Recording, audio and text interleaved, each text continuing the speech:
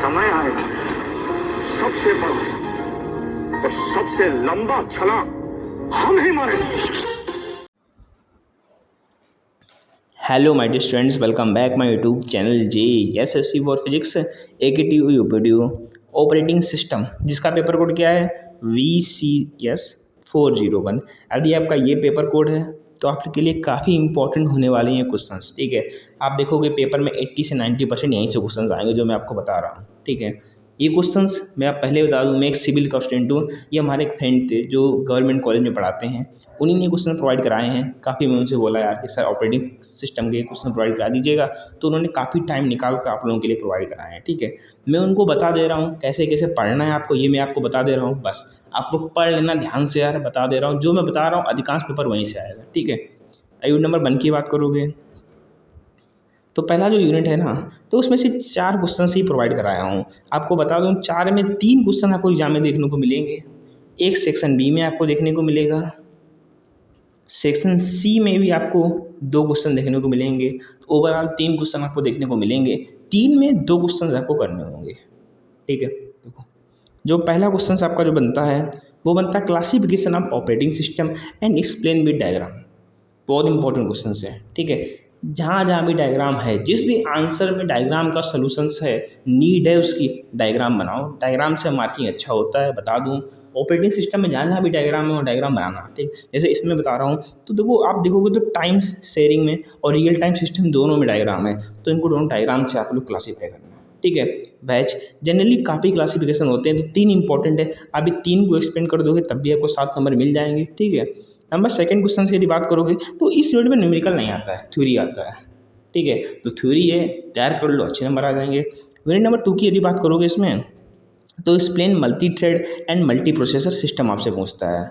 तो इसमें 2 नंबर के फॉर्म में भी क्वेश्चन बन जाता है आपका। Time sharing real time system 2 number में भी पूछ लेता है, कभी कभी शार्ट नोट्स के फॉर्म में पूछ लेता है आपसे। ठीक है भाई, सेकंड क्वेश्चन है, इसको या फिर ऐसे पूछ लेगा या फिर आपको पॉइंट में या शॉर्ट नोट्स के फॉर्म में पूछ लेगा कि मल्टी थ्रेड को एक्सप्लेन करिएगा और मल्टी प्रोसेसर को एक्सप्लेन करिएगा। ठीक है, नंबर 3 जो क्वेश्चन आपका बनता है यूनिट नंबर 1 से, वो आता है layered structure of operating system and their component with diagram. ये भी इंपॉर्टेंट है। इसके बाद जो नेक्स्ट क्वेश्चन बनता है ऑपरेटिंग सिस्टम सर्विसेज।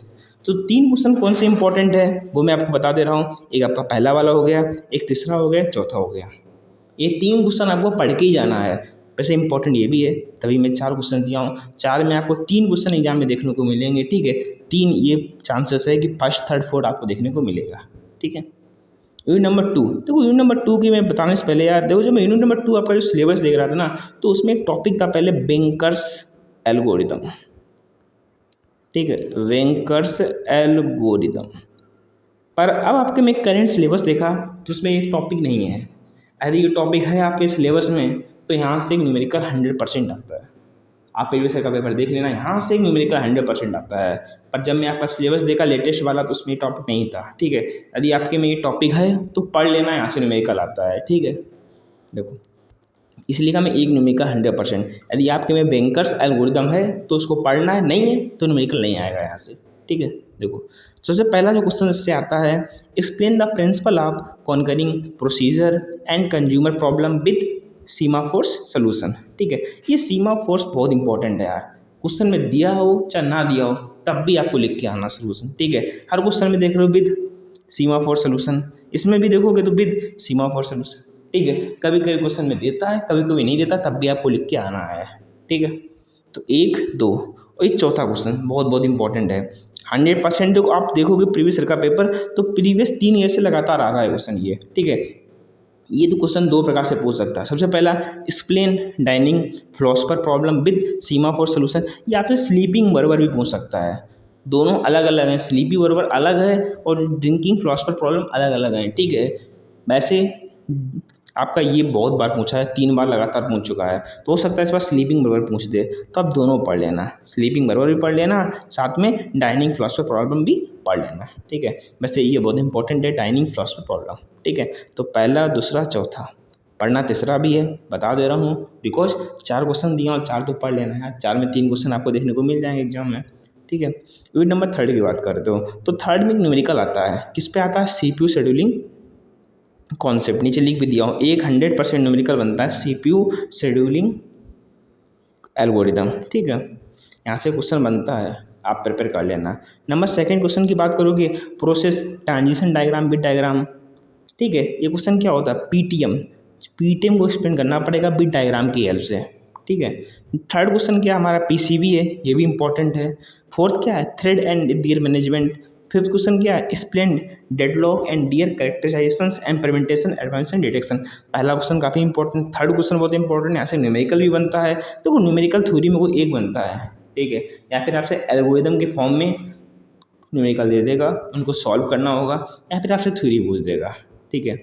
उसी प्रकार से ये भी दोनों काफ़ी इंपॉर्टेंट है। एक आपका पीटीडी इंपॉर्टेंट है, नंबर सेकंड आपका पीसीबी। ये दोनों शॉर्ट नोट्स के फॉर्म में पूछ लेगा या फिर ऐसे ही पूछ लेगा, ठीक है।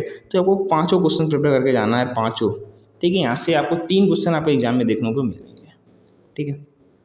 8 नंबर 4 की बात करोगे यार, देखो मैं आपको ज़्यादा एक्सप्लेन नहीं कर रहा हूँ, बिकॉज का लॉजिक क्या है कि मुझे सिर्फ इन क्वेश्चंस को दिया गया है, इसलिए मैं आपको सिर्फ बता रहा हूँ कैसे पढ़ना है, ठीक है। यदि मैं इस सब्जेक्ट को पढ़ा होता ना तो आपको और अच्छे से एक्सप्लेन कर देता, ठीक है। फिर भी मैं आपको इतना बता रहा हूँ यार, एक लाइक कर दो यार, ठीक है। और नंबर 4 की बात कर रहा हूँ तो multi programming with fixed partition, ये भी काफ़ी इंपॉर्टेंट क्वेश्चन है। नंबर सेकंड की बात करोगे, page segmentation with diagram. Third की बात करोगे तो virtual meaning and explain their concept.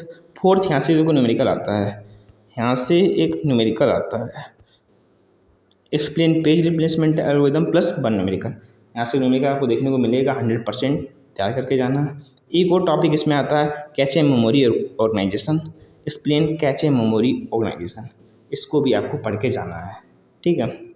तो कौन कौन से 3 इंपॉर्टेंट है, पहला तो आपका ये हो गया नंबर 4 का फोर्थ क्वेश्चन, पहला क्वेश्चन तीसरा क्वेश्चन, ठीक है।